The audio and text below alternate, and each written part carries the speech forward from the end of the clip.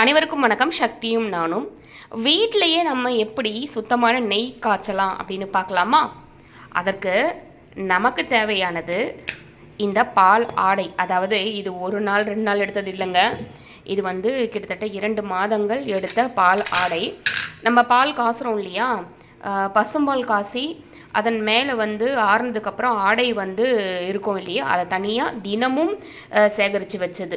காலை மாலை என 2 வேளையும் தினமும் சேகரித்து வச்சது. கிட்டத்தட்ட 2 மாதங்களாக சேகரித்து வச்சது தான் இது. இப்போ இதில் எப்படி நம்ம நெய்யை காசலாம் அப்படின்னு பார்க்கலாம்.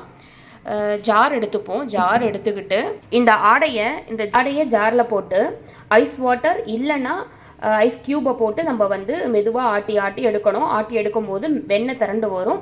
இப்போ நம்ம அதை எடுத்து தான் நெய் காச போகிறோம். இது கொஞ்சம் அதிகமாக இருக்கிறதுனால கொஞ்சம் கொஞ்சமாக நான் பண்ண போகிறேன்.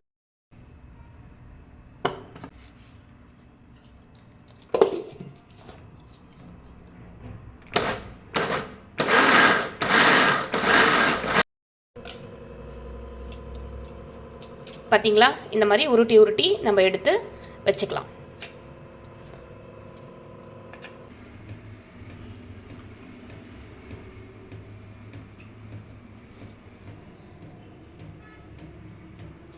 இது மாதிரி நான் தண்ணியில் போட்டு எடுத்து வெண்ணெயை மட்டும் எடுத்து வச்சுருக்கேங்க.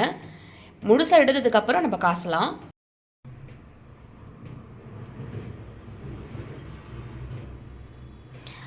ஃபேஸ்க்கு மாய்ஸ்சரைசராக நான் யூஸ் பண்ண போகிறேன் அப்படின்னா இந்த ஸ்டேஜில் நீங்கள் எடுத்து வச்சுக்கலாம்.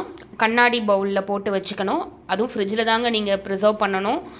வெளியில் வச்சிங்கன்னா அது நல்லது கிடையாது. அதே மாதிரி கை வச்சு எடுத்துகிட்டு இருக்கக்கூடாது, ப்ராப்ளத்தை கொடுத்துரும். அதனால் பார்த்து யூஸ் பண்ணுங்கள். வந்திருக்குங்க.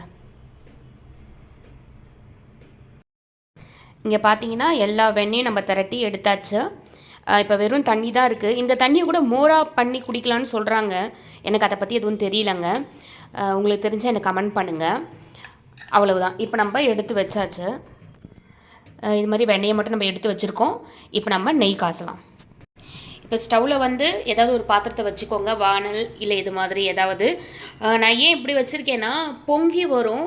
அது பொங்கி வரும்போது நம்ம கலக்கிறதுக்கு எளிமையாக இருக்கணுங்கிறதுக்காக தான் இந்த பாத்திரத்தை நான் வச்சுருக்கேன். இப்போ என்ன பண்ணணுன்னா, நம்ம திரட்டி வச்சுருக்க இந்த வெண்ணெயை எடுத்து நம்ம இதில் போட்டுடலாம்.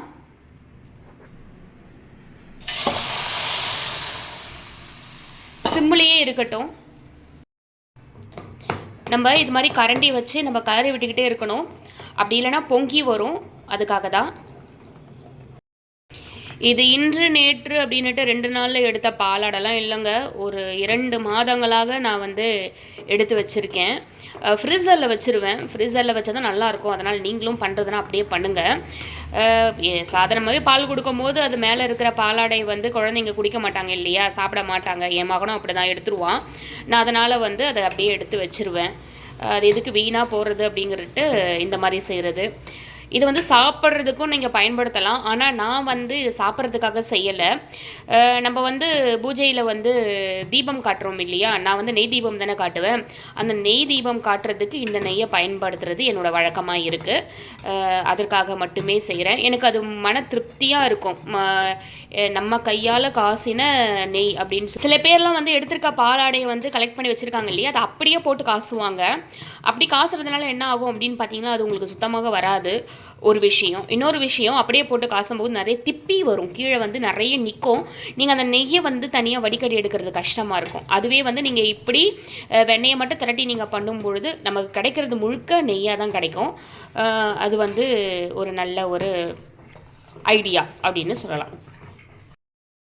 இந்த அளவுமே நெய்யாக கிடைக்குமா அப்படின்னு கேட்டால் அப்படிலாம் கிடையாதுங்க. குறைவாக தான் கிடைக்கும்.